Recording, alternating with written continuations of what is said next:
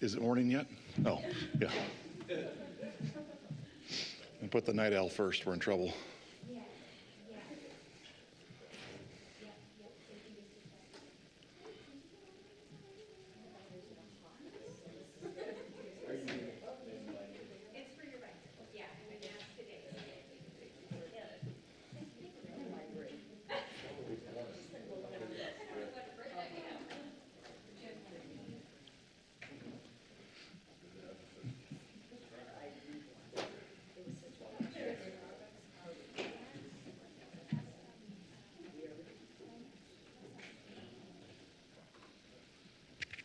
Good morning.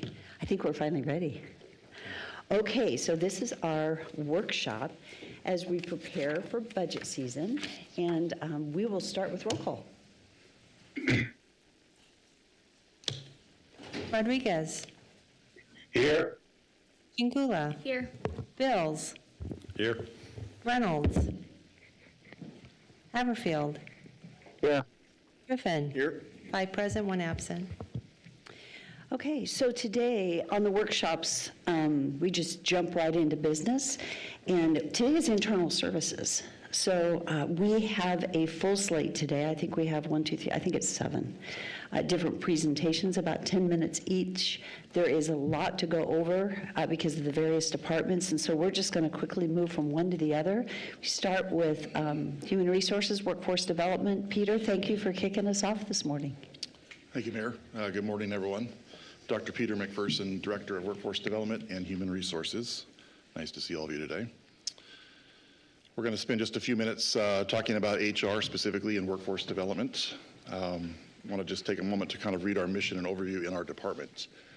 So the primary purpose of workforce development and HR is to synchronize people and cultural constraints with relevant strategies to drive organizational alignment, superior service, and retention of quality talent.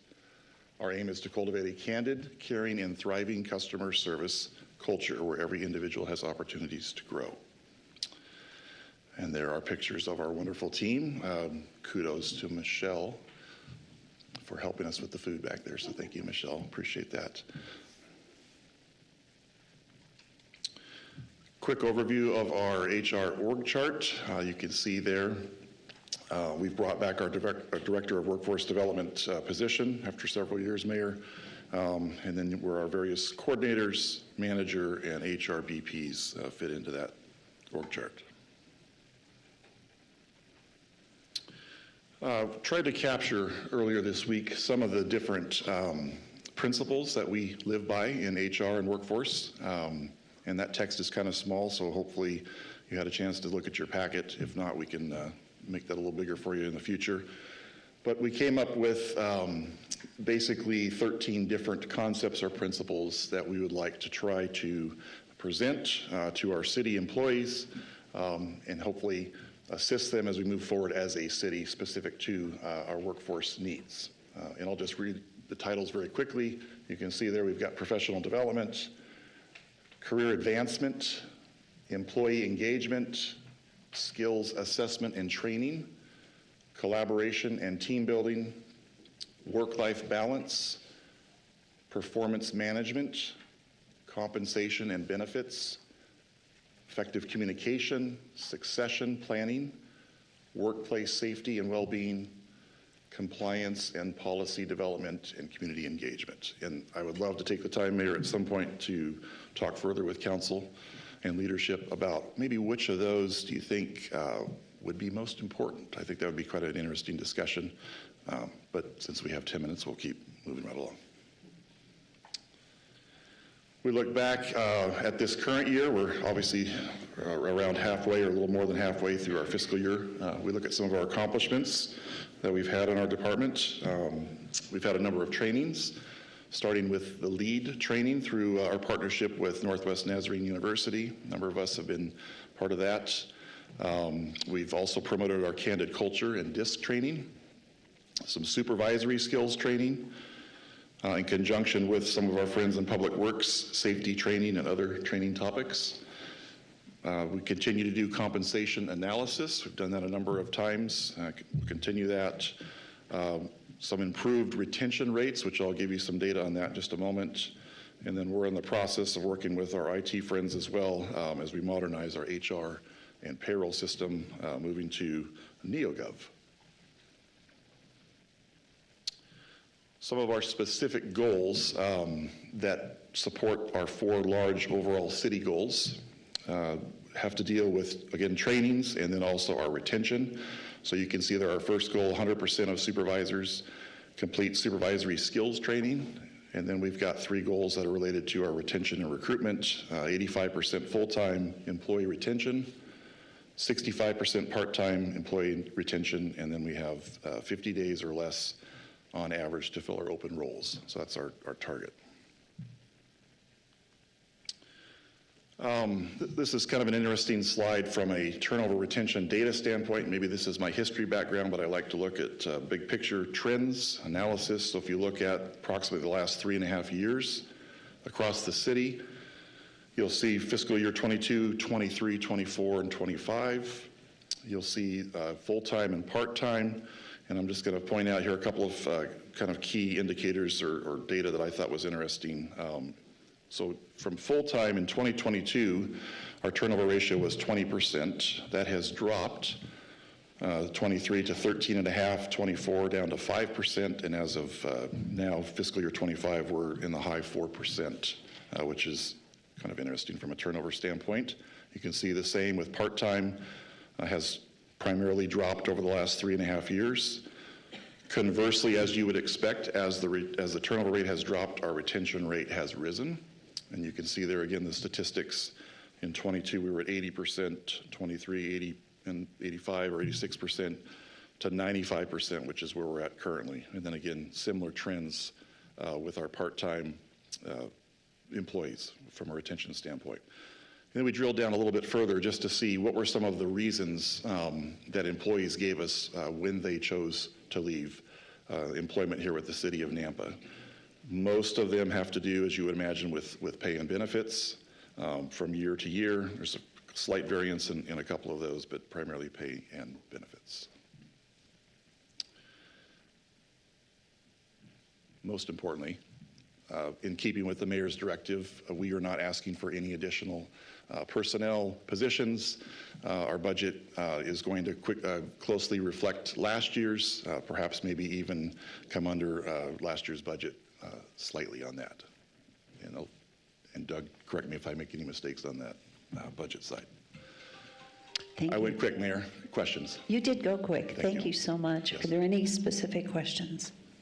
I do have, Mayor. Okay, go ahead, Victor. I'd like to know how many consultants that are used with HR, linked to HR, and what the cost of those are. Or will you discuss that when you talk about your budget?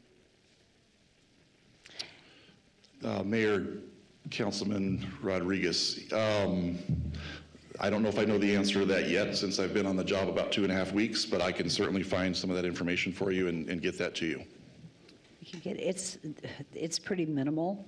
Correct. But if that's a question that's going to come across with other areas, we can just do the research and get back to you, because today we're going to be so tight between everyone, but we'll get back to you with that question. But it's minimal. Okay, Mayor. No, I'm just curious because I'd like to take a look at those and the cost effective wise. Thank you. Thank you. Thank you, Peter. Thank you. I appreciate it. Okay. We are going to push pretty quickly just because we have so much to cover in a short window. I didn't say this earlier. I want to say, Mark, thank you for setting this room up. That was so sweet of you. That was great, but thank you so much. And thank you to all the team that brought food for everybody this morning. And for those in the back, you are welcome to grab some. So help yourselves. Okay, information technology. It's a new world that we live in today. It is. Yeah, Butch, thank you for your leadership. Yes. Go for it. Mayor and Council, Butch Shireman, CIO for the city. Here's the outline that I'm sure you've seen for many. I didn't separate mission out, since the first question of the mayor is, what is the mission? So we went through here, and what is the mission vision? Basically, it's to provide reliable, secure, and innovative technology solutions to enhance the city's ability to improve the quality of life for its residents. We work in the background, all right? If we don't hear from you, we're doing a good job, right? We know that problems are happening when we hear from you, and so our objective is to be in the background to keep things running so that the rest of the departments across the city can deliver high-quality solutions to our customers. And the vision is in there, and it is in your packet as well. Who's our current customer? It is the employees of the city of Nampa. Primarily, we support them from a backbone of a network to security to all of the software and applications and support for that, including phones and tablets and all of those things. What do our customers value? High quality, timely support, reliable infrastructure, as I called out, internet, phone, computers, and all of those things, and then the dependable security of files and data. What are our results? Well, currently we're meeting or exceeding our commitments to the customers. We're currently maintaining quality network uptime, delivering prompt response to our customers, and all of those things that we aspire to do. And is it effective? This is where we can prove that what I claim in question 4 is actually being met in question 5. We have a service level agreement across the city that we have gone and met with each director. We've committed to, they've accepted, that says, yes, if you provide us this level of service, we are pleased, and we are meeting or exceeding those things. And as a result of this year's outcomes from the SLAs, we're raising the bar next year. We're going to raise those things and deliver even higher quality is our goal. So our overall staffing support, we have 23 staff members, including myself, supporting over 752 employees. We have equipped and onboarded over 123 people already in fiscal 25. That's a lot of work that goes on, and we're working very hard to make sure that that's a very transparent thing. As new people come in, things work. And that's our goal. And we're learning, we hit some roadblocks occasionally, and we learn and we overcome. And we're on pace to complete just under 7,000 tickets for FY25 if we continue on the current pace. You can see here some of our infrastructure support. Obviously, the network, we have over 120 locations within the city that we support network for. There's over 200 cameras across the city. I know if you pull through intersections, you see cameras. If you walk into buildings, you see cameras. We keep those up and running and make sure that the recordings are being taken care of. Here's another additional list. They're in your packet. We won't go through them in detail, but I did want to call out some key things that the amazing staff for the IT department is providing. So our goals for this year, as I mentioned, we wanted to provide greater than 85% service level agreement, and that is responding and solving problems. 85% may seem like a low number, but that's where we started last year when we set up the SLA, because that's an industry standard, best practice. You will see here in a moment that we're going to raise those standards for next year because we're doing very well. As you can see, we're at 96% currently. Provide greater than 98% uptime, and that's counted during work hours, so 8 to 5. We've had some software vendors in the past that have tried to have done that on a 24-hour period, and you can have a lot of downtime during that, but it means nothing to us if we're not working. If it's down during the night, we don't see it, and that's a false positive. So we count it only during the 8 hours that we're actually here during the day, the main 8 hours, and that only allows us about 40 hours of downtime the entire year. And that may sound like a lot. Trust me, with the network, that's a difficult thing. But we have, we're currently at 99.99, so we're sitting there at the 4 or 5 nines for that. So we're very proud of that. Prevent 100% of all successful ransomware attacks. We've had a number of them. We've had several DDoS attacks to affect the internet performance and things like that. And so far, we are ransomware free. And one of the things that I have purposely done with the IT department is I've had a lot of people reach out. Recently, you probably saw the City of Boise CIO came out and made some statements in public that, oh, we are prepared, we have all this et cetera, et cetera. I will never do that. And the reason I will never do that is because it draws attention to us. And the nefarious individuals see that, and the first thing on their mind is, game on. So we will be quiet, we will be in the background. I will never tout my accomplishments in public. I will do it here with you guys. You guys need to know what an awesome staff we have and how hard we work to do it, but I'm not going to go out and tout those accolades in public. So security through obscurity is often a good thing. And then finally, IT service satisfaction level. Our goal is to be greater than 9.3 out of 10, and currently we're at 9.69, so we're very proud of that. And that's the responses we get. Every ticket we resolve sends an email out to the requester and asks them to rate us. Not all do, but those that do, this is the results that we have. So for fiscal 26, the goals, you'll see here we have the same 4 goals, but what I've done is on the 3 that we have the ability to, because our results allow us to do that, we've raised the bar. So we've gone to 90% service level agreement, up from 85, and we'll continue to raise that year over year if we can, and we hope to be able to do that. IT satisfaction score, as I mentioned just a moment ago, was 9.3 out of 10 or greater than was our goal. We're raising that to 9.5. Obviously, I can't do anything about the 0 successful ransomware. If I could bucket the successful years and put it in our pocket, and when somebody hits us with ransomware, say, "Oh, no, I get a mulligan because we didn't get caught last year," I'd love to do that, but we can't. And then the final one, we're raising the uptime from 98% to 98.5, so that takes it from, instead of allowing us up to 40 hours of downtime, that would be 30, around 30, so. Budget-wise, we're relatively flat. The increases, as we talked with finance, are due to increases in some of the costs, like insurance and a few other sundries. So we're basically flat. One of the reasons that we were able to maintain that this year is I did a reorg here about a month ago, and we have eliminated 2 positions from IT. We're down from 25 to 23.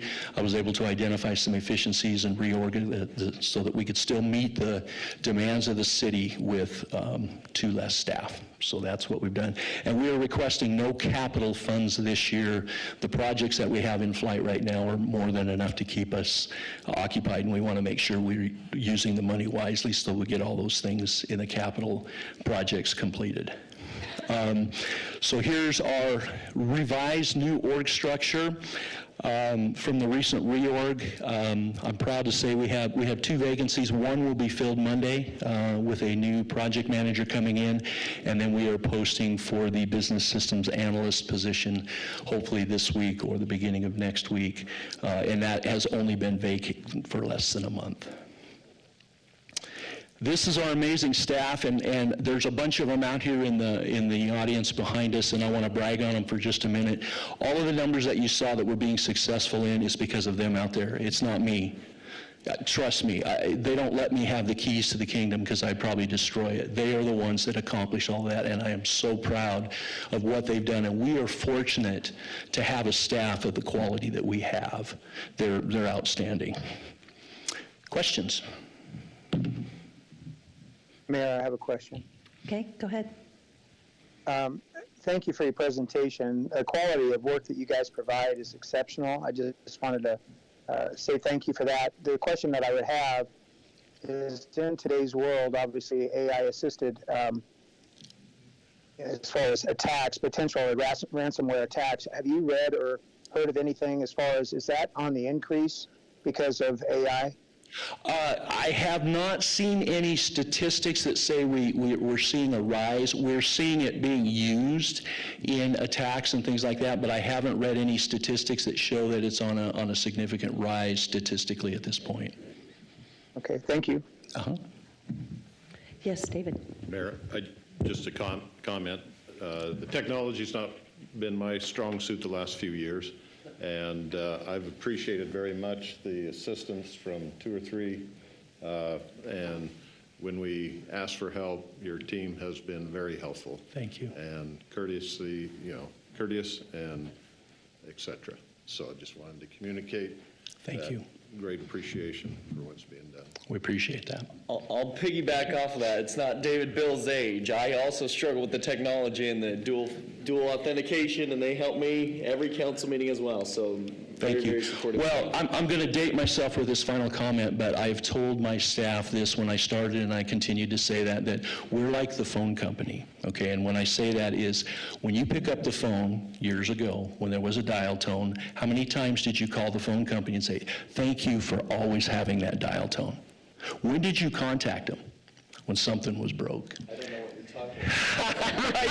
What's this dial tone in which you speak, right? Yeah. Exactly. And so Do you mean T-Mobile customer service? Because that's where I'm at. Exactly. So if we're not hearing from you again, like I said, then that's a pretty good indication that things are going well. So thank you guys for your support.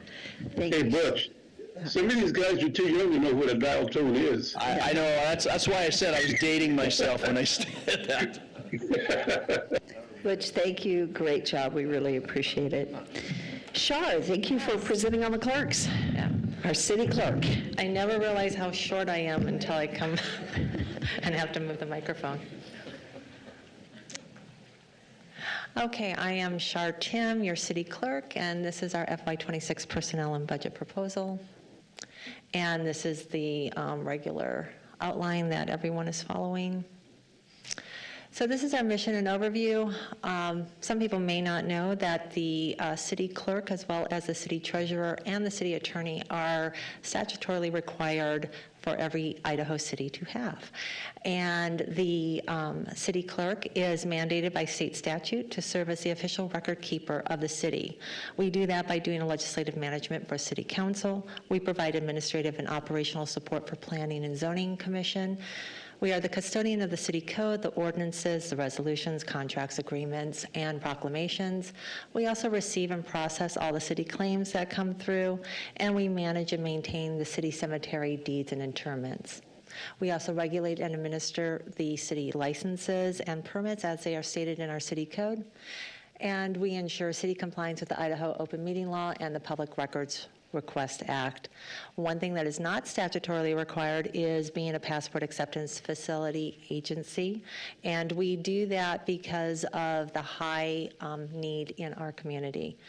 We are considered a high volume, and I will get into that in just a little bit. Our mission primarily is legal compliance and the preservation of city records, but we have also chosen to create a team-oriented environment that provides excellent customer service while showcasing accountability, expertise, and transparency. Our customer is basically everyone. It's the members of the public, city council, and also city departments. And we found that our customers value expertise, efficiency, uniformity, integrity, and definitely the personalized customer service. So our results are in, if you look at the blue table, those are all our licenses, and you can see a definite uptick that has been happening with the various licenses. And if you look at the green, that are non-license processes that we handle. You can see the passports and the public records requests, as well as the cemetery services, the public hearings, the resolutions, and the ordinances. And we do feel that our plan is effective. And so one thing that some people don't realize is even though the city clerk is an internal services department, we are also a revenue generating department, and I think Doug is very happy for that. We're able to help a little bit. What we do that, how we provide that is the passports, the licenses, and the permits. As you can see, our total revenue generation of FY25 so far is just a little over $200,000. In FY24, we almost hit $300,000. In FY23, we surpassed that. It's interesting to note that many of our fees, especially in the ones that are high volume, we do not set those fees. For our passport processing fees, that is set by the U.S. Secretary of State, and we can only charge $35 a piece for the passports, and we are not allowed to charge anything for renewals.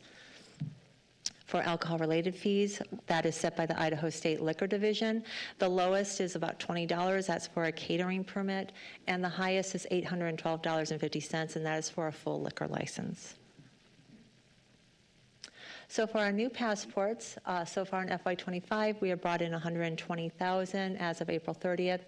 And we did that by processing a little over 3,200 passports with over 1,000 walk-ins. In FY24, that was at 168,000 with a little over 1,200 walk-ins. And again, in FY23, which was a huge year for every passport facility throughout the U.S., we're not sure why, we brought in a little over 200,000 and processed over 5,500 passports with almost 1,800 walk-ins. For the renewal passports, we are not allowed to accept them, but what we do is a courtesy review. We look over the passports, we look over the pictures, we make sure they have their documentation correct, and then we'll also provide them one of our free envelopes that we get from the post office. As you can see, in FY23, we've already done 316 reviews. In FY24, it was a little over 600. In FY23, it was 789, and again, we get no money for that. For our licenses, alcohol catering permits, and concessionaires, in FY25, we did so far 80,000. I know that number is much more because we are actually in our peak month right now for the renewal of alcohol licenses. We are beginning the peak season for catering permits and concessionaire permits. So as a result, you can see why in FY24, we were a little over 127,000. In FY23, we're 130,000. You can see in the numbers for a calendar year, we're at 183. In 2024, we actually did 838. In 2023, it was 707. I think I said 2023 for the 838. Sorry about that.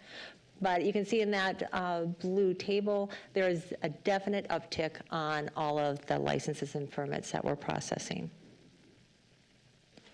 We also ensure legal compliance for meeting notices and agenda postings in regards to the Idaho Open Meeting Law, and we do that for 20 of the city boards and commissions. So those legal requirements are making sure the notices and agendas are posted at the principal office, which is City Hall, and online since we have a presence there. We make sure that it's posted at least 48 hours for a regular meeting and 24 hours for a special meeting. And we also ensure that the agendas contain all the required information and clearly designate what are action items. As of April 30th of this year, we confirmed compliance with 144 agendas, and last year we confirmed compliance with 246. We are also doing the improvement of the preservation of city records. This is actually extremely exciting. We have an archivist who thoroughly enjoys his job, and he has gone about and he's identified records coordinators for each department. He's also training them and doing that on the records retention, and initiated the update of the city's records retention policy, which hasn't been updated since 2015. We conducted on-site department visits to review record storage locations and create an inventory list of historical documents. Developed a standardization process for the identification and storage of contracts and agreements, as well as cemetery documents that are maintained by the city clerk's office.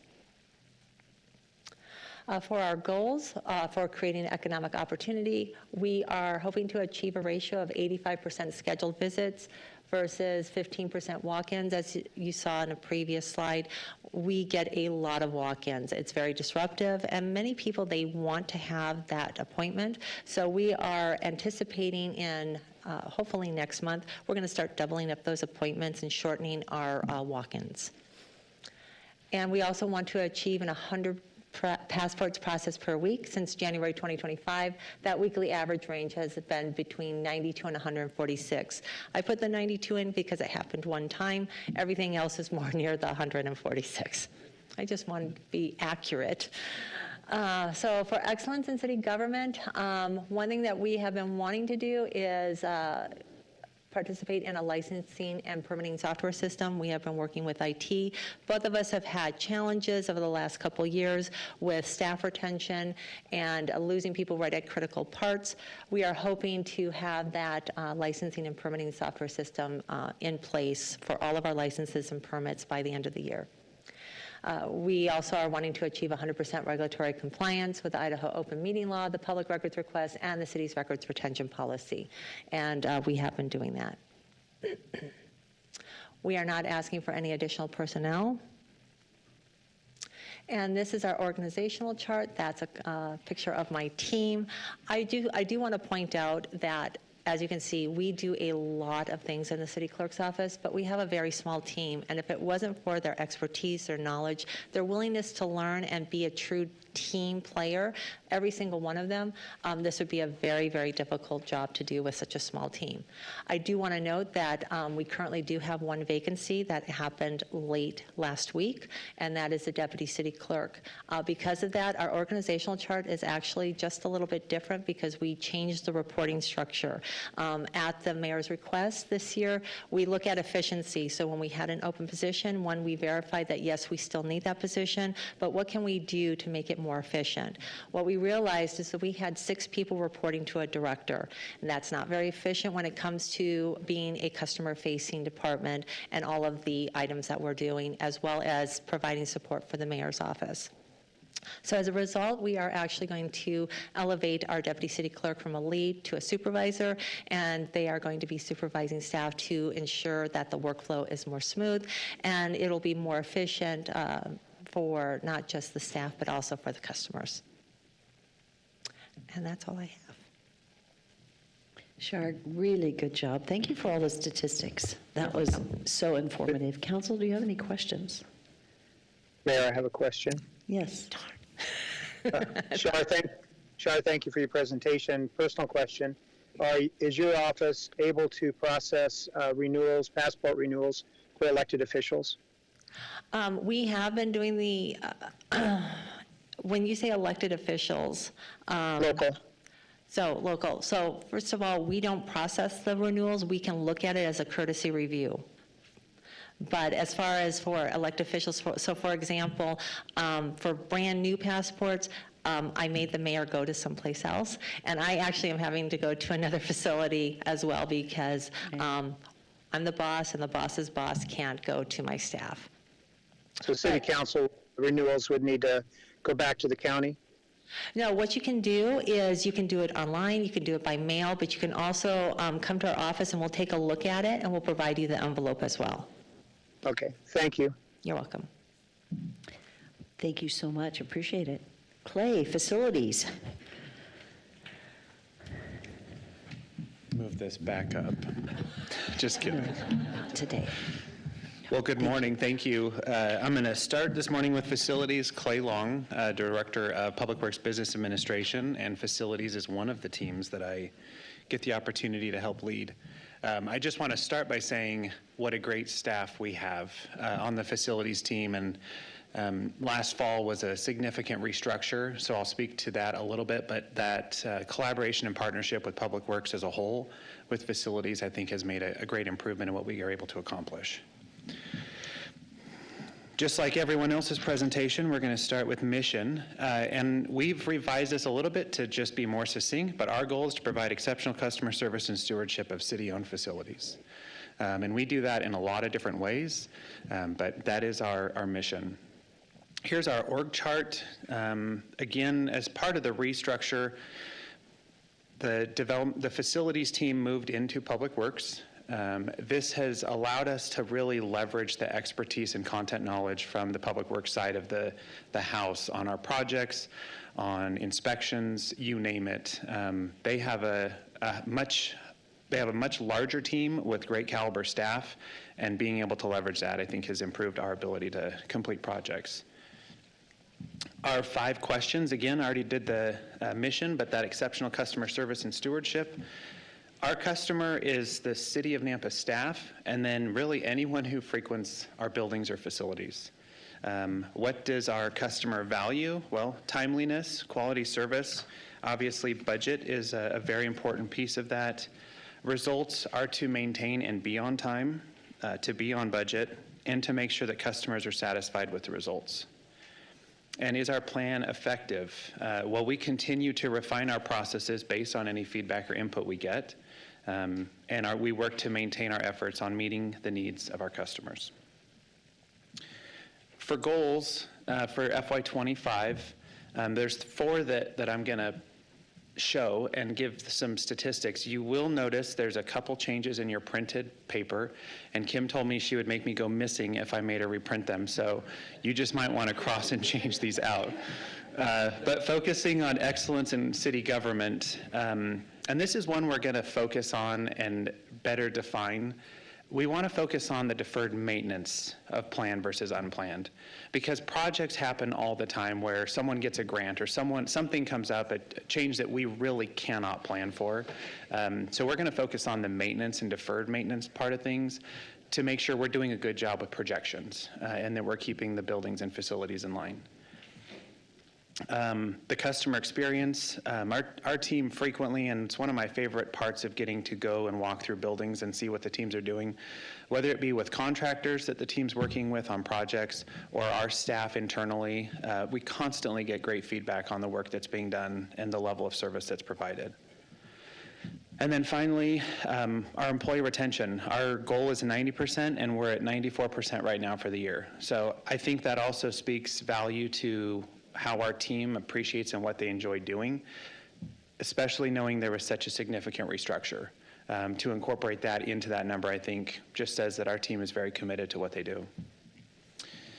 From accomplishments, I broke these out into 3 different areas. So we've got project management and maintenance that are really our 2 defined teams, and then we have some general stuff. So I have been very blessed and fortunate for the facilities committee meetings where we've got 3 of our council members part of that and the mayor, and getting that ongoing feedback and input on how we're doing, what we're working on.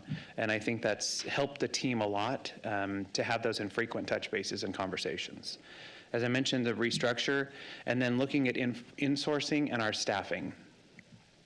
From a maintenance perspective, this is the first year we've had an HVAC technician in-house. We have seen a decrease in our cost already, even with the staff position, and it's given us the opportunity to better understand our HVAC systems and know from a long-term planning where and how to best maintain those. Custodial staff, we did add some additional staff this year to better meet the needs and to eliminate our contract services. This has also been successful. The contract value was equal to the cost of the staff, but it's given us more hours. And so staff is having more hours to spend on those facilities that we can do a better job and keep it better maintained. And then the last one on maintenance, the maintenance team maintains all of the first aid packets and supplies in the buildings, as well as our AEDs that are available. This year, as they do with every expense, is making sure we're using our resources efficiently and effectively. They have changed the vendor for our first aid because costs continue to go up and we didn't have any negotiation or bargaining ability. And we also went with purchasing AEDs instead of renting them.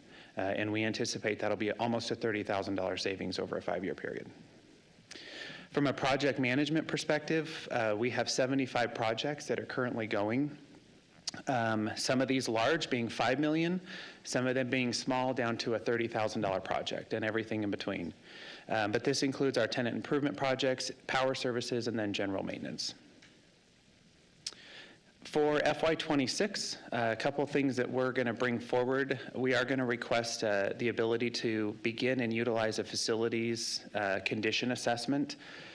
We would have an outsource done by 22 of our 248 buildings, and then the team would get the training to learn how to do that effectively, have it all in one system, and be able to calculate both projections on cost and what we need to do to ensure maintenance is being taken care of our buildings and facilities. Could I pause you, and I apologize for this, but 248 buildings.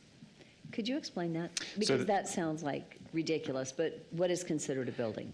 Anything that has a structure, so it could be a well house, it could be this building, and all of those in between. Every one of them, though, is an asset, and if something goes awry with them, the team works on fixing it. So I think it's important to point out that large amount.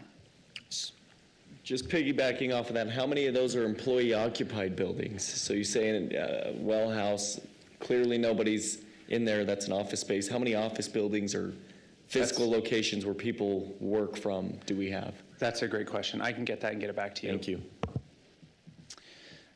Also on the deferred maintenance, what we've done for this year's process is look at the FY25 requests that were not funded, and we moved those up from a 1 to a 2. Also looking if there were things that have come up over the last year that we need to prioritize. That'll come back in our budget request. The list is about $320,000, which is in line with where we were last year for that deferred maintenance amount. And then from a capital perspective, we're looking at about 3.5 that the facilities team would manage. Mayor, on my deferred maintenance and capital projects, mine says 140 buildings. That is one of the changes that Kim said I'd go missing if I had it. Okay. I'm like, I'm dyslexic, but I'm pretty sure I'm reading that right. We just keep growing them, you know, that's just what we do, plant a seed and build another building, or get one handed back, whatever it is, we just take care of it. Capital will be at 3.4-ish, or that's what's going to be proposed. That does include some significant projects, so, but we're looking forward to that. And with that, I'm happy to stand for any questions. Mayor, I have a question. Clay, thank you for that. I'm pretty sure you probably explained this, but I was still hypnotized from listening to Shar. I always say that when she retires, she needs to read audiobooks for her living because she has the most soothing voice.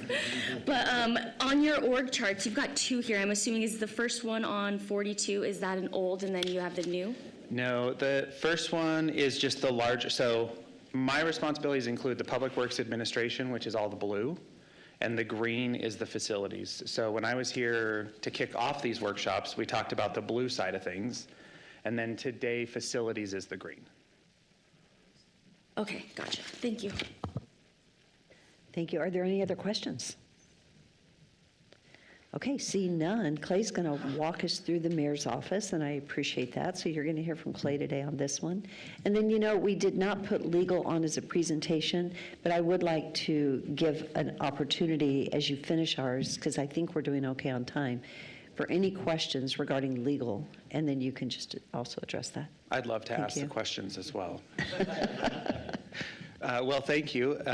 Switching gears, as the mayor mentioned, for the mayor's office budget and accomplishments for FY25, the mission is the same, and this was adopted and approved by council in 2015.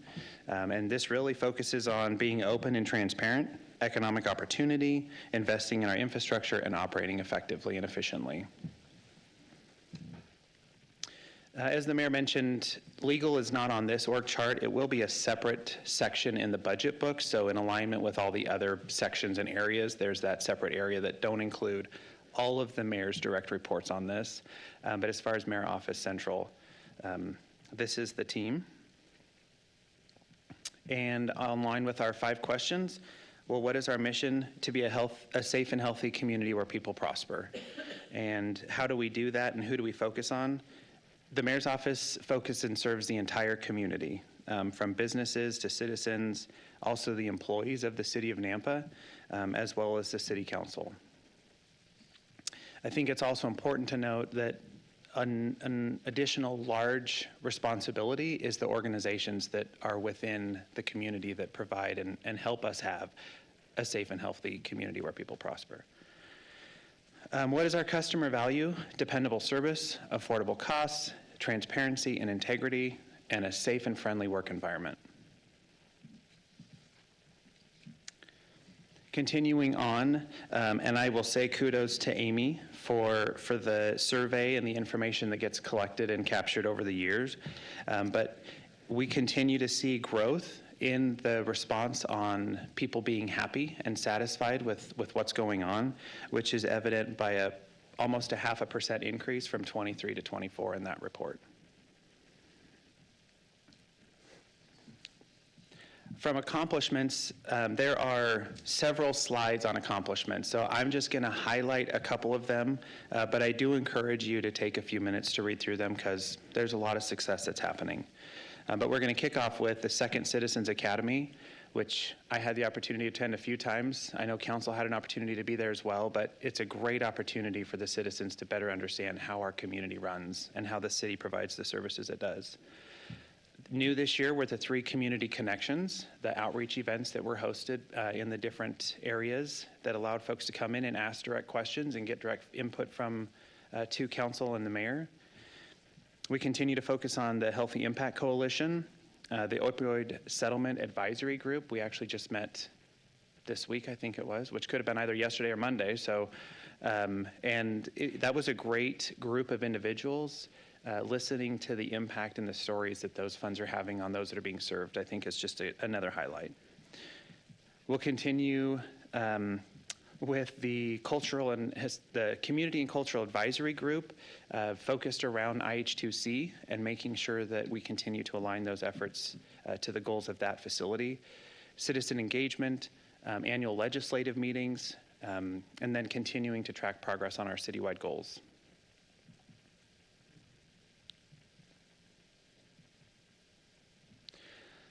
In addition to Mayor's Office, we also have risk management, which is part of that team. And I'll mention for the 26 budget a little change on that. But some things that, and Rick is here. Rick doesn't like being called out, but I like calling Rick out. So I think it's, the work that's been done, I think, has been very stellar, and a focus on really both from a procurement, but also really that focus on risk. How do we eliminate the risk that the city's at when we're going through procurement or any of those processes, or just risk in general? But he's built a contract management database for any contract that we issue. Facilities got to pilot that process this year, and it's set to roll out for the rest of the city. The purchase requisition form also goes along with that management database. Ongoing improvement in that purchase process for professional services, and then the facilitation of the RFP for the purchase of our new ERP and payroll system. And legal, I'll pause and gather my thoughts before I say them, but it's also been great to get to see Preston and working closely with Rick on the transition of bringing something in-house. It's a monumental undertaking to do that, and no negative pieces. Everything we had with our council that was done out of house was always great and very much appreciated.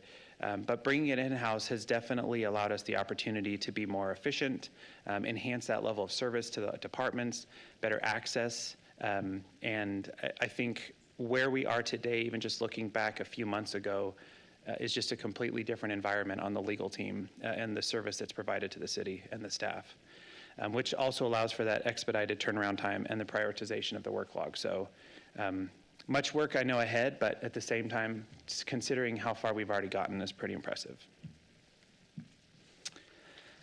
For goals, these will be the same goals with modest tweaks that were in the 25 budget. Again, many of them, so I'm just going to kind of go through them. But we do have the high-level areas that we focus on: the safe and healthy community, creating economic opportunity, excellence in city government, improving movement in and through Nampa, and we'll continue to focus on those, both from the mayor's office but also citywide. The FY26, what you will see in the proposed budget is the consolidation to put the risk management budget into legal from that global perspective of risk and procurement and legal, and then a request within the legal budget for an additional staff attorney. And with that, I'm happy to answer questions, but also happy to yield the time to Preston. Preston, would you like to say anything? Sure. I can do it from here or wherever you want. You know, it's usually not a good day when you hear from legal before 9 in the morning. So here we are nonetheless. Thank you, Clay, for those comments. And thank you, Rick and Kirsten. I just wanted to shout out them. They're here on the front row on the right. They've been just immensely helpful to the legal department. And just to paint a quick picture, if you could be on some phone calls that I have, I reach out to other city attorneys. We have a tight-knit group across the state. And I talk to them about our department, and they ask me, tell me about your department. Tell them the names of the attorneys you have. And I say, I'm the only one. I have some outside counsel that helps about 10 hours a week or a quarter of a full-time employee. And you could hear an audible gasp every time we talk with them. He said, really, is that how you're serving the city? We're doing as best we can. And with going in-house, there's a big learning curve for the city, for us, And we're trying to identify what the needs of the city are. Working with Rick and Kirsten, I think the needs of the city are a lot of contract reviews, and risk management and procurement have a big overlap with legal. There's a lot of terms in there that we're trying to protect the city's risk exposure. And with the quantity, though, of work that flows through, it is challenging to adequately review every piece of a contract that I would like. And so adding an additional staff attorney is one step in that direction. That is not the end of the journey by any stretch of the imagination. But we are here, want to be accessible and provide the value that in-house counsel gives, which is accessibility, real-time, buy-in with the culture. We're not a separate entity that just does our own thing. We want to be part of the city's vision. But I'd stand for any questions. I do have some data here. I don't know if we're tight on time. I can give some numbers of where we're at right now. But We're good on time. okay. So last year on billable hours from Borton Lakey firm, they hit about 1,500 or so, 1,575. And in the world of legal, a billable hour is not an actual 60 minutes for those who are familiar with it. Everyone's nodding their heads, yes or no, I don't like paying it, I get it. For every hour, it's probably about 2 hours of real time, just because of the admin overhead, the drop-ins, the incidental matters. We already, between my work, Rick's, and the outside counsel, we have that extra little support. We're at almost 1,200 hours through 4 months. So we're approaching what last year entire legal did in a 12-month period. That hopefully captures the intensity and just the velocity at which we're trying to accomplish this work. And it is a lot. We're exhausted. We are trying to deliver as best we can, and we want to be better. And so, again, I thank Clay for your support, Mayor, and the council, and again, Rick and Kirsten. Thank you for those comments. I will say, I am, when you make a transition like we have, it's a big transition. I'm extremely pleased. I'm thankful. Could I have you turn me down just a bit, because it's annoying. It's hard for me to talk. It's so loud. I'm extremely pleased with the work that's getting done. Preston's doing an amazing job. What we find with in-house legal is that everyone wants him in every meeting all the time, almost. Not quite. So he's having to say no a lot, and we have been trying to figure out how not to burn him out right off the bat.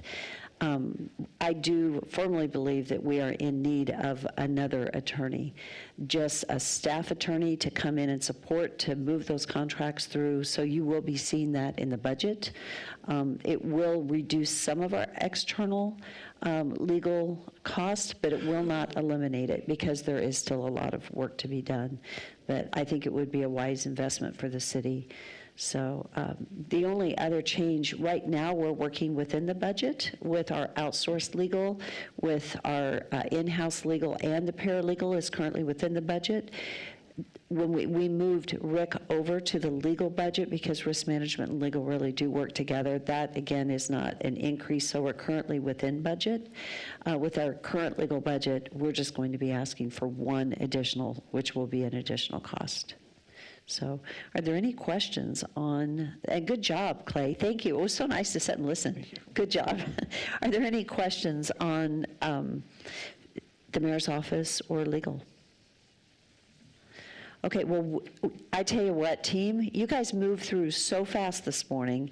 We have actually 30 minutes left, and we have 2 sections, Finance and Gen Gov, for Doug Racine. And so we're going to have time at the end to answer any questions and cover any additional items that we might need to cover.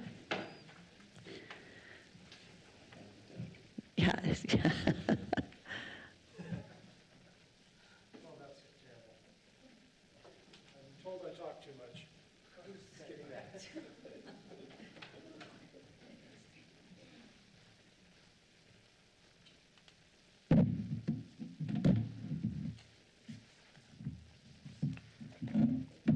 Too many bits and pieces.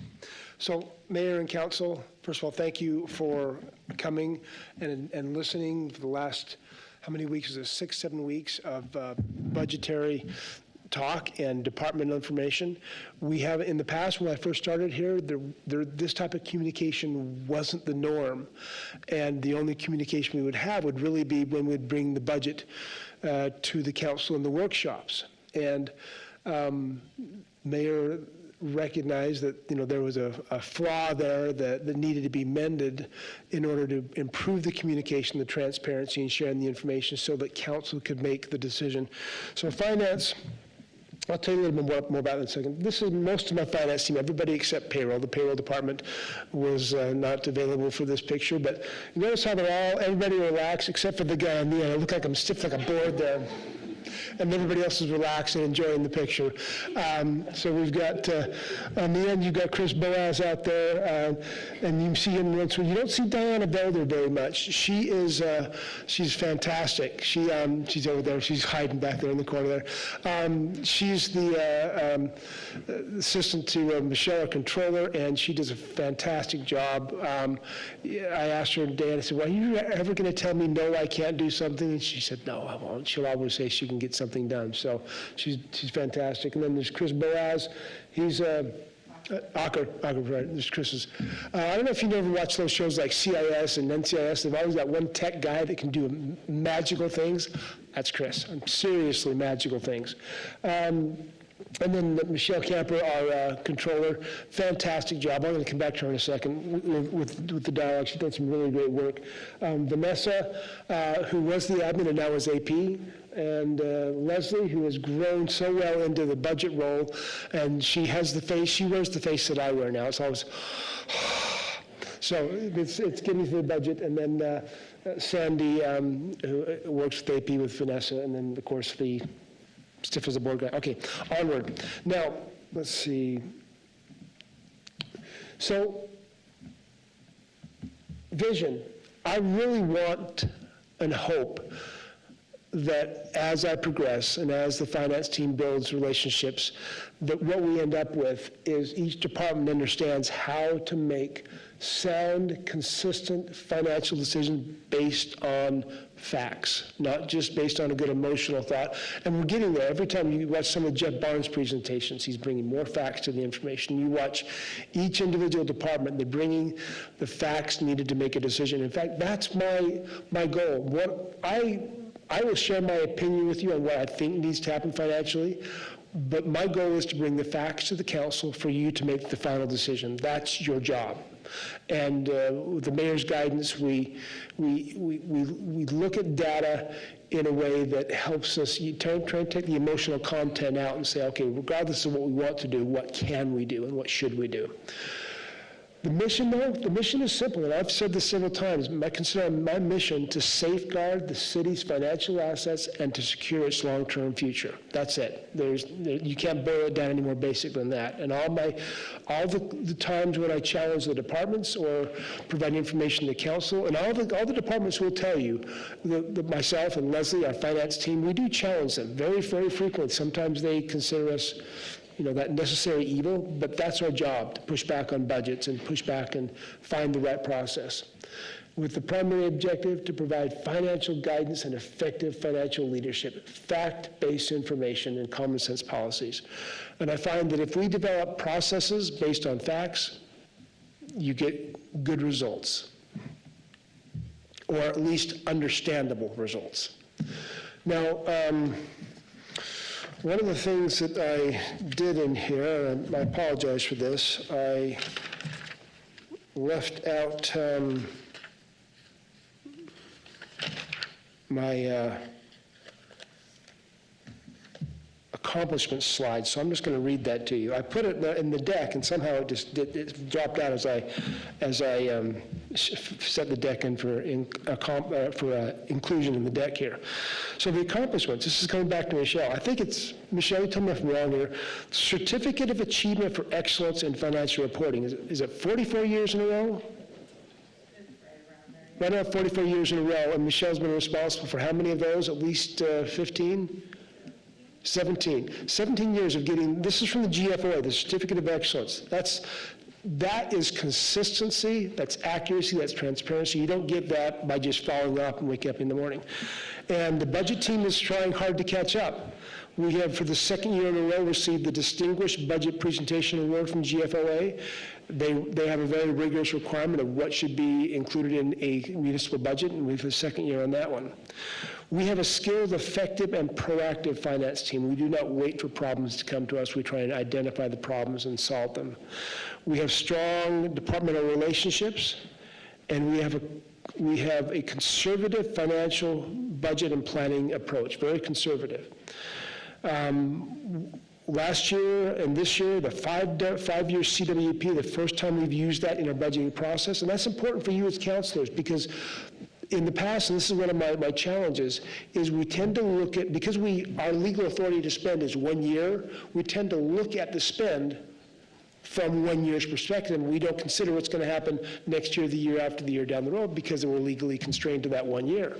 But the 5-year CWP we'll present to you this year, that we introduced last year, will show the capital portions for the next 5 years.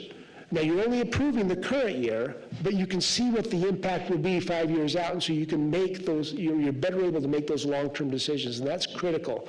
We'll continue to work and refine that, but that's dynamic. You need that information.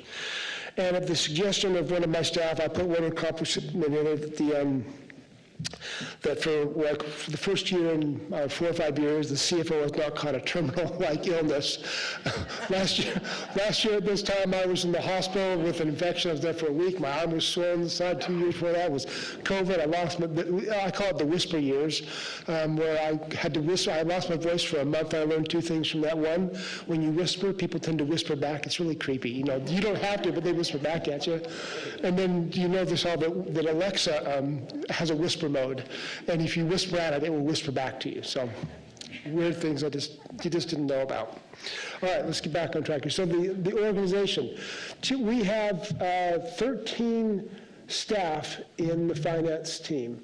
When I started, we were probably at 6 or 7, and the amount of work we could do was bare bones. And my first year, like Preston's, it was working 14, 15, 16 hours a day to get this off the ground. And it was, I had to bring a cot and sleep in my office time. And we're at the right level of staffing now, and our goals going forward is to leverage the staffing, leverage the appropriate city resources, whether that be AI or what, to help maintain that. But additionally, on top of that, there are about 10 staff in utility billing that report up through finance. And here's why I mentioned that. In order to retain employees, sometimes you need to have a growth pattern for them, a career option.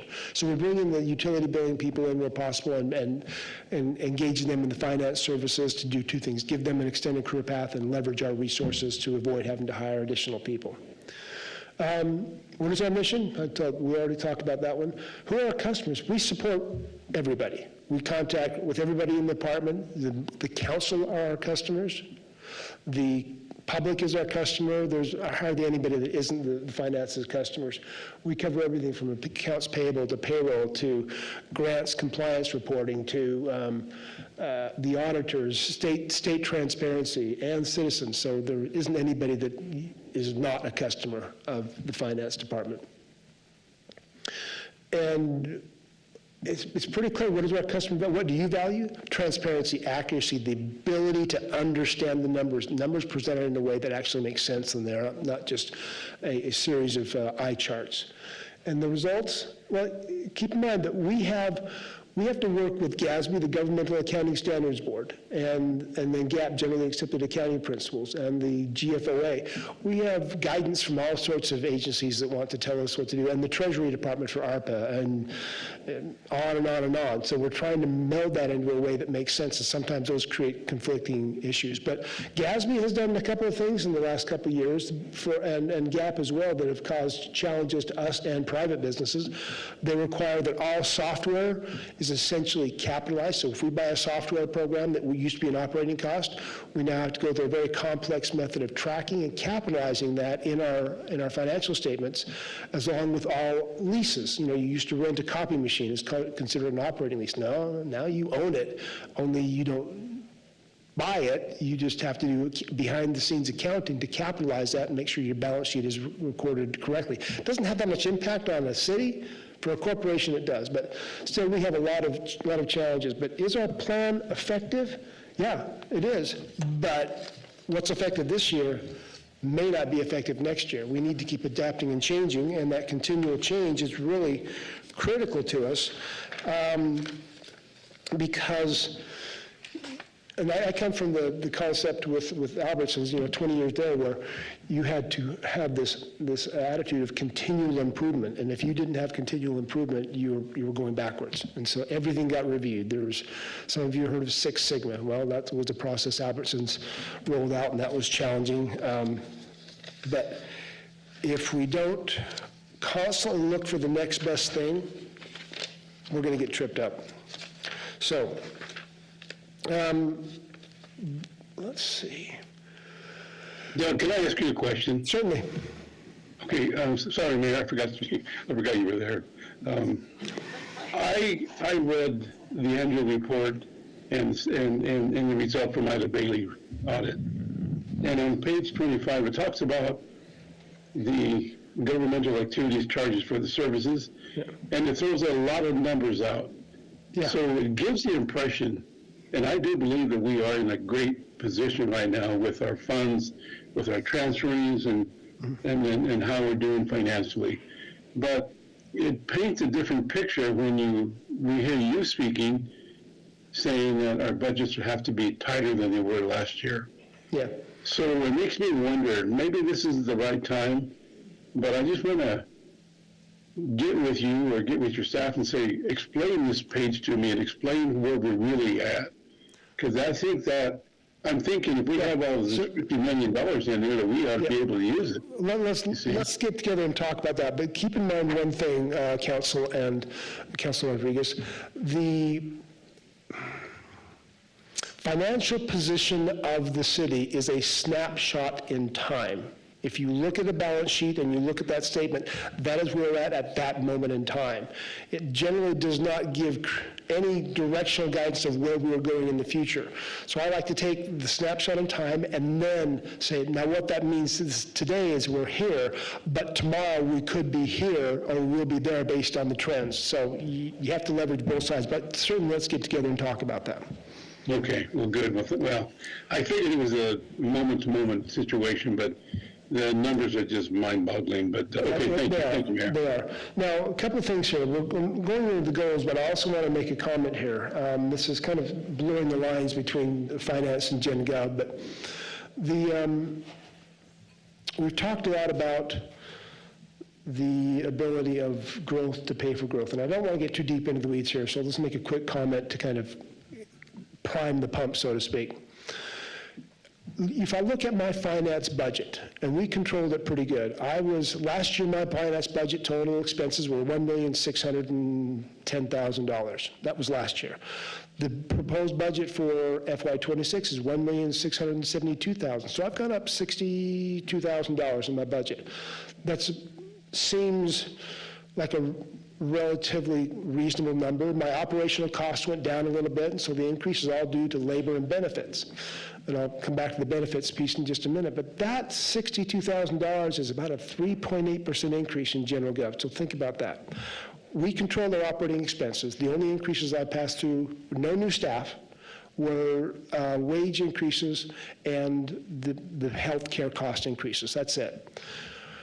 If we as a city say that we want to try and survive on the 3% growth from the statutory approval on the property tax increase, given that right now sales taxes are just utterly flat.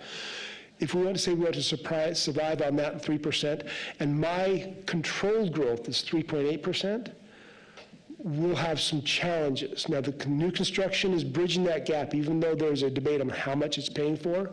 Without the new construction, I wouldn't even be able to afford the bare minimum. So that's just a thought. There's much more to it than that, but that's a pump primer to think about it. And I'm one of the lower end of the cost spectrum increases. The mayor's office is probably better than me. They really control theirs tight. Doug? Yeah.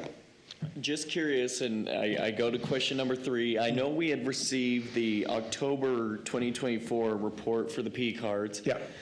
It's really, I've got more coming, yeah. It's really important for me, and I don't know how the other council members feel about this, prior to setting a budget, being aware of the full in-depth transparency of what's being spent.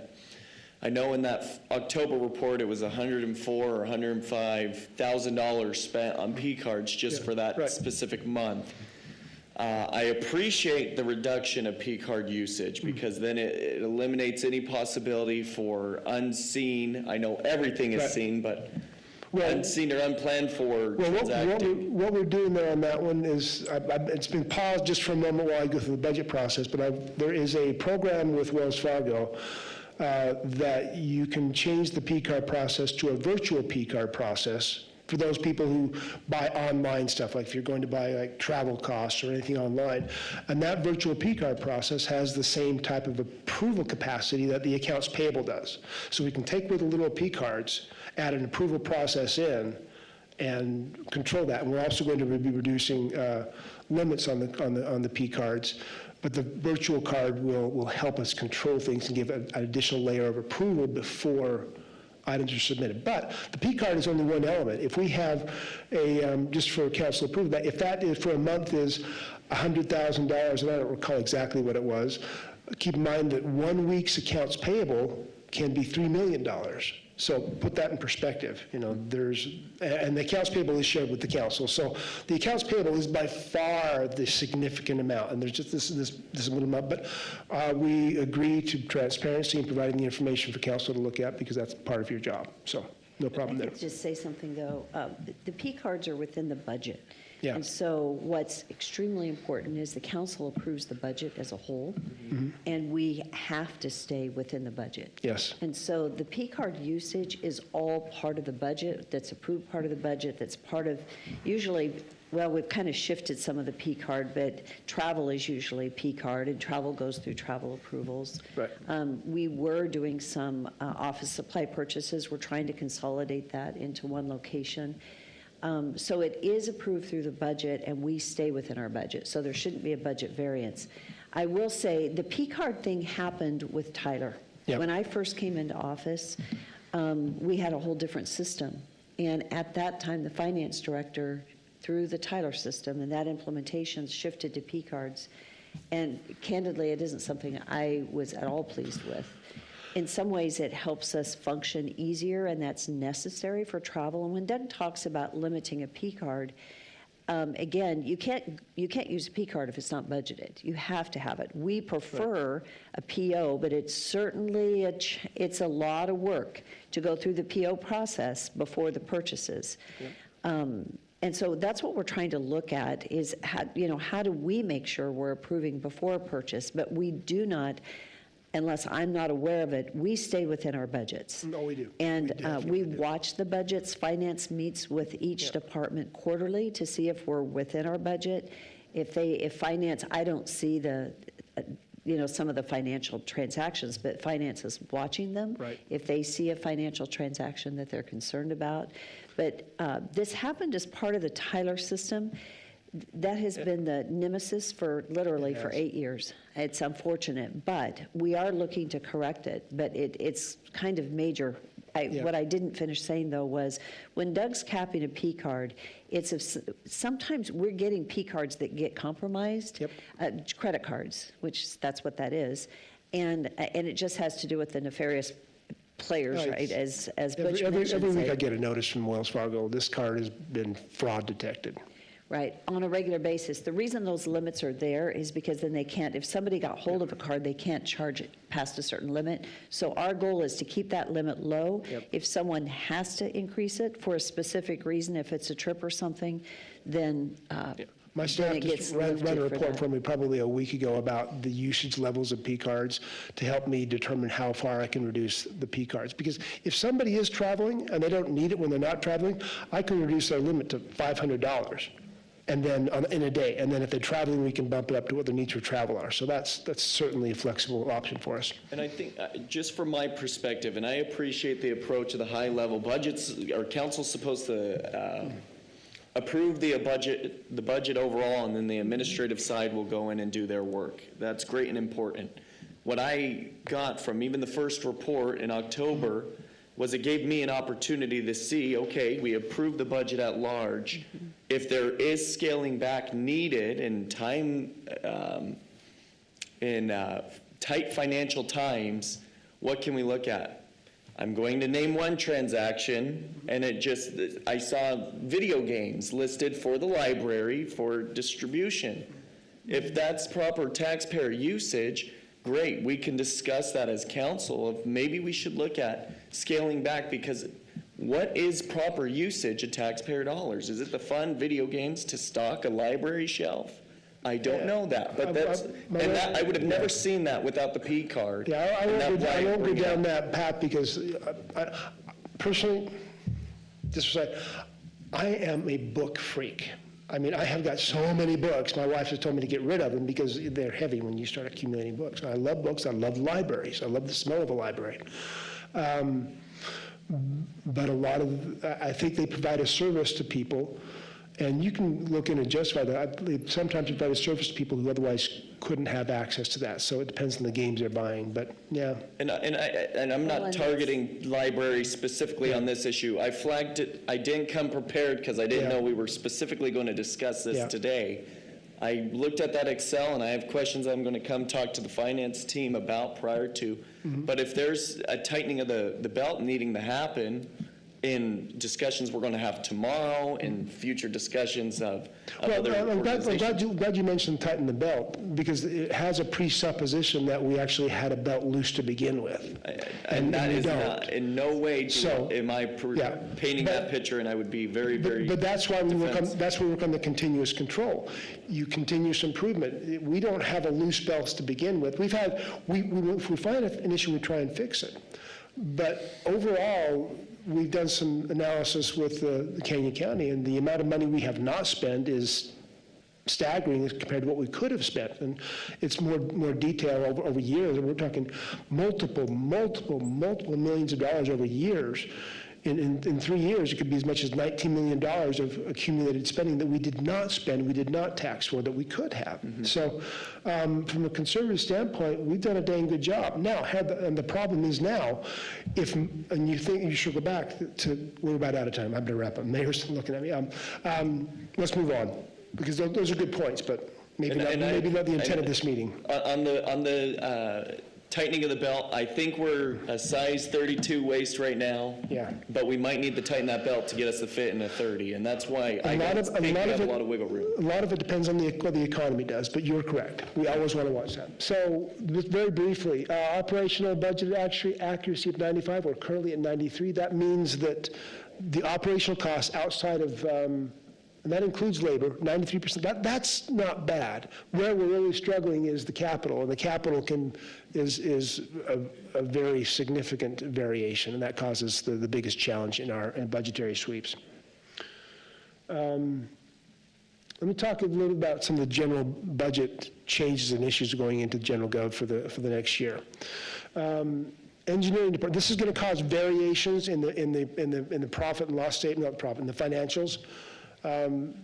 Engineering, the reassignment of engineering, where engineering was one solid unit last year, and now all their costs are being reassigned to water, wastewater, irrigation, streets, and various departments.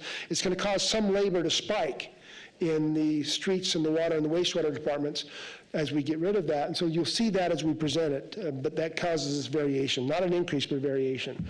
The legal department will be now under Preston Rutter. There will be an increase to that, and we'll have that shown separately. And healthcare, I wanted to come back to healthcare. We're talking about increases. Healthcare is in the budget right now at about an 8% increase. That's about, in terms of raw dollars across the city, some $650,000. We still have one of the best health care offerings in ever, but that's what we kind of hang our hat on, because we don't pay the higher wages that a Micron and a Hewlett-Packard might pay. So it's a challenge. Competitive wage pressures continue, even though inflation has softened. And the inflation report that came out, I think yesterday, was 2.3% for overall and 2.8% for the core inflation, which is very good numbers. Tariff impacts, whatever they might be, are going to take a month or two to trickle through. But without inflation, we still have lingering competitive wage pressures, especially in the enterprise funds. It is a significant challenge that you just can't wish away, because the competitors swoop in, they go, hey, they got a trained individual there, let's borrow them for like 30 years and bring them up here to Meridian or Boise. It's exceedingly challenging. And while inflation has slowed overall, it does still continue to impact capital costs. It's built in, they baked it in with all the increases now, and a lot of it won't go down. iCrimp right now is up 20%. I do not have the final estimate. I'm hoping to get that this week from iCrimp, but that's another couple $100,000 in the increases. Slightly good note, Percy, because of the recovering market, has decreased slightly. I'll take anything I can get. And then the 5-year capital plan. That's one thing we're really going to enjoy spending some time on with you as council, to give you that view into what the long-term capital spending could be if approved, but it gives you that vision into it. And that's primarily the finance presentation for Finance and General Gov. Please keep in mind, the sky is not falling, the world is not ending.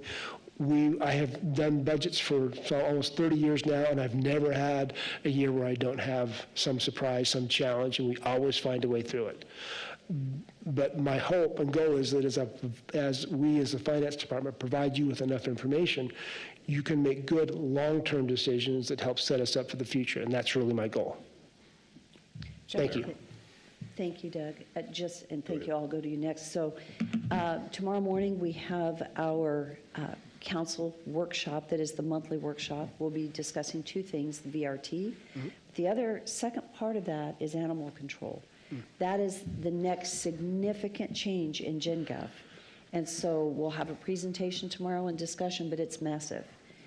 Single biggest increase. And when you kind of add up some of these uncontrollable costs, that equals 1.5. Last year, it was over 3% increase was uncontrollable costs because we had that huge Percy increase. Yep. This year, it's going to be probably 1.5 to 2% is what the uncontrollable cost is. And Doug will let you know exactly what that is. But so that makes it a little bit difficult because, and that was Doug's comment earlier, the 3% statutorial increase that we can take, that increase does not really cover the cost of doing business in a city.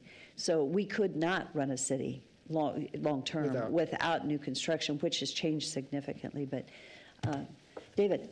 So, Mayor, that was my question is ahead of budget, when we get to mid-July, it would be helpful 2 to 4 weeks ahead to have that answer of what items, like on this screen, it's iCrimp and it's healthcare. Yeah. Those are the two. You'll have that.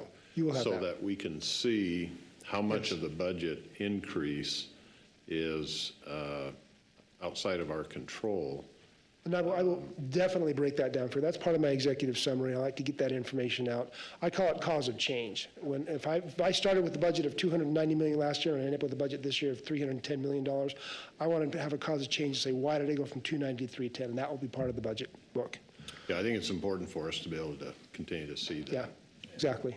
See it ahead rather than in the, the marathon session. Yeah, so. The ups and the downs, absolutely. We also, and I don't have the numbers in front of me right now or the dates, but the budget book will be given to you. I'm sorry, I wish I had it. Was it 23rd? 23rd of June. Mm-hmm. Our budget meetings are July 18th? 17th and 18th. So it's a good 3 weeks. Yep. We do have our public town hall to get it out is on June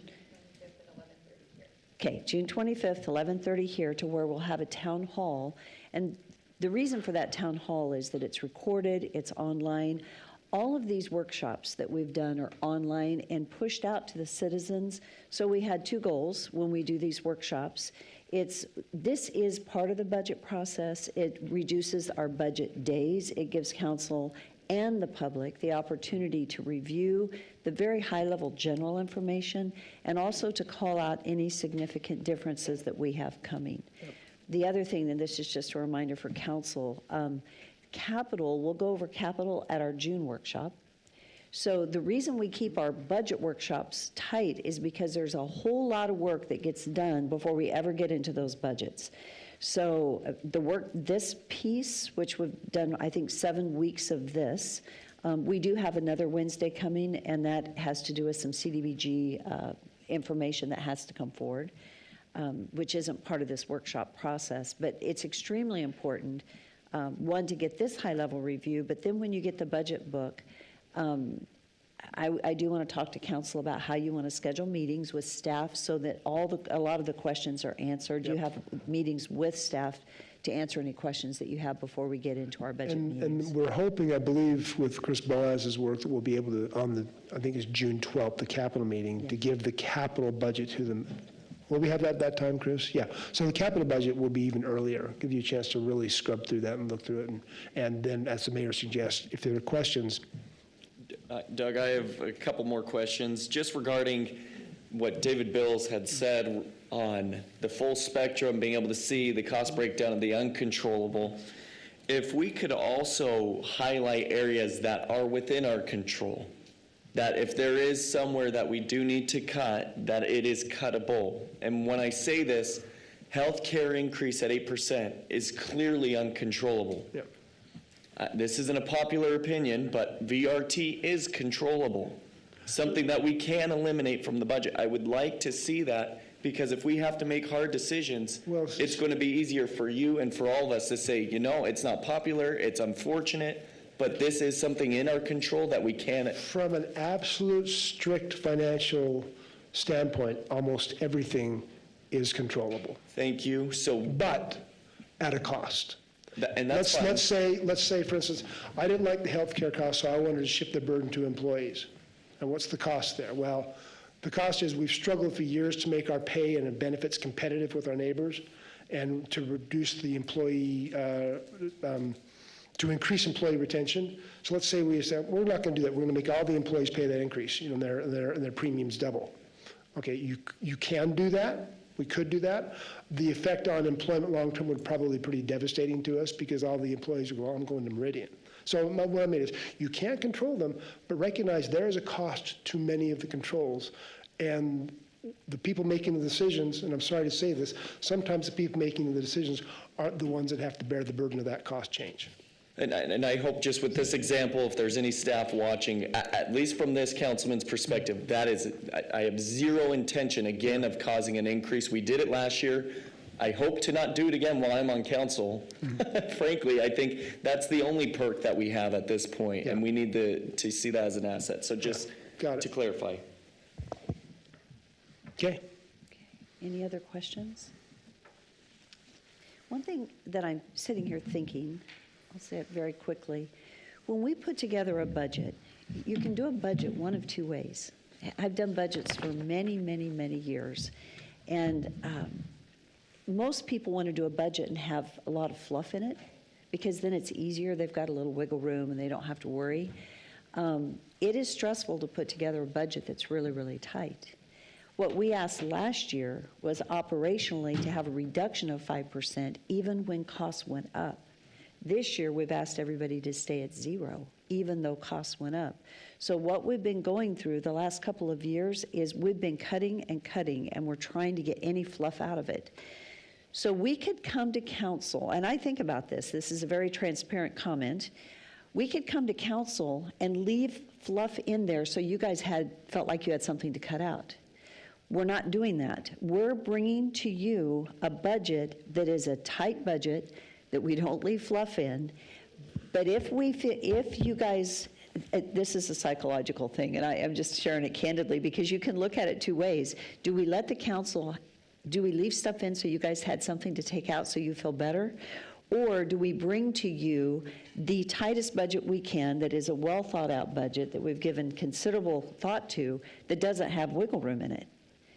That's what we do, and we do it intentionally because stewardship is what is expected by our citizens. So we're coming in already asking, like last year, 5% reduction, this year 0, where it's that same, we have the comment all the time, when are you going to stop asking us to do more with less? And this year we said, you know what, we're going to ask you again, and we're going to ask you again because we have amazing people that are innovative.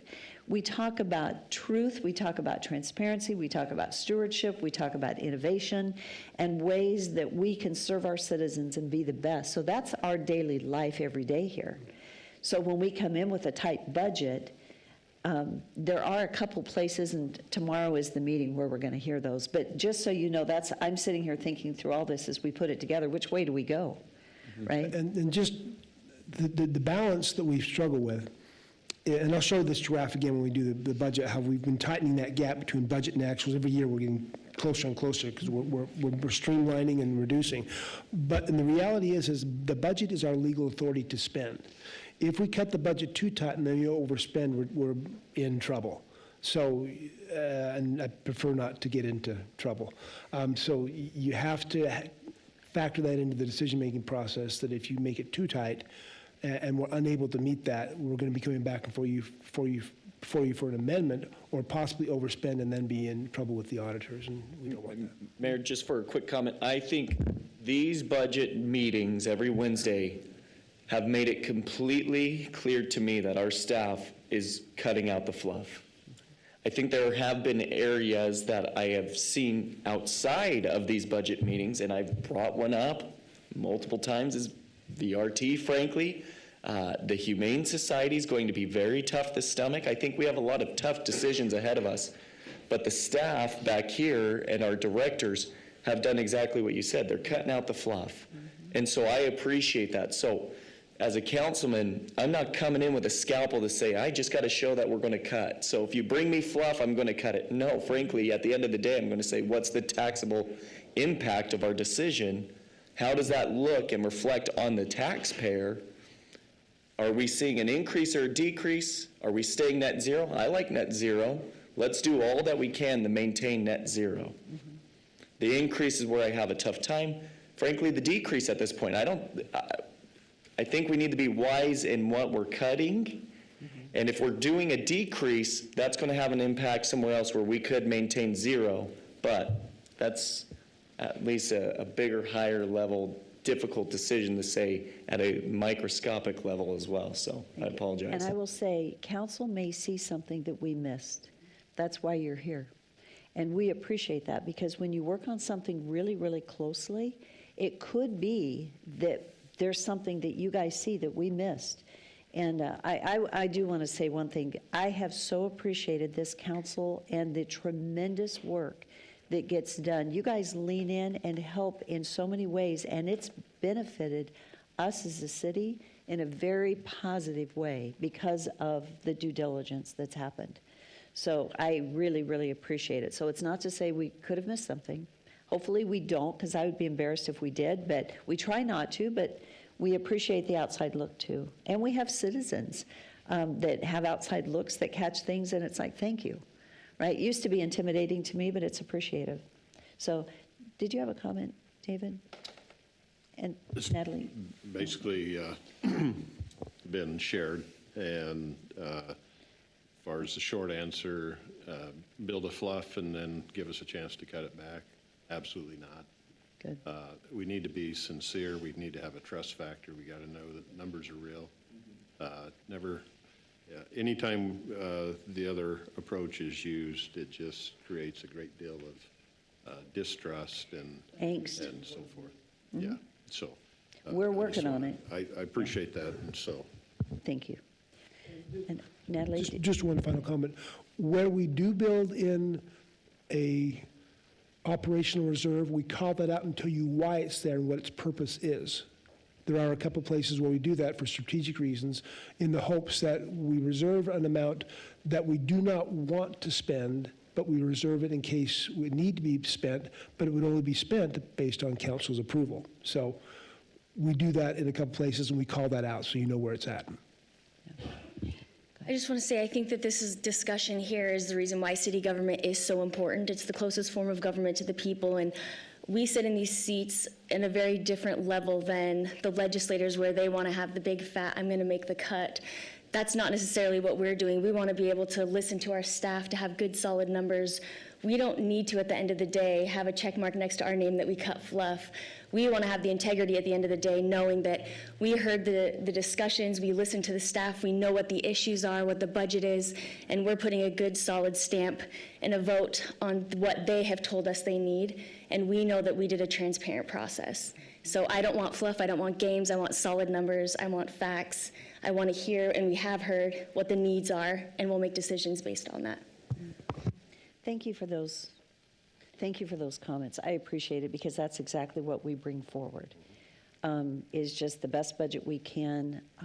And we talked to our team about it. It's a big budget. There's a lot to look at. And so I hope that the council and the public feels confident that we're doing the due diligence and a good job. And hopefully we haven't missed anything. So we're just now finishing our meetings. And Doug has really worked on our process to get so that we could get the book to you guys. I think it's almost 3 weeks to review it. Okay, a little more than 3 weeks. So giving you a lot of time, but then we need to schedule meetings so that you guys can sit down with department heads. And so I think at some point, let's talk about how we do that, because we've asked a lot of our council. You guys sit in a lot of meetings, and you've had a lot of, like this week, you've got, some of our council members are 3 7 a.m. meetings back to back. The others are 2. It's a lot. And I so appreciate, and I hope our public appreciates the sacrifice and the work that you guys contribute, because it's massive. And we are truly blessed to have the council that we have and the team that we have and the employees.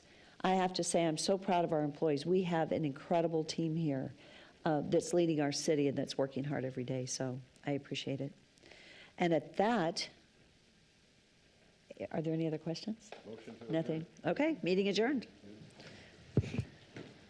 Have a good day.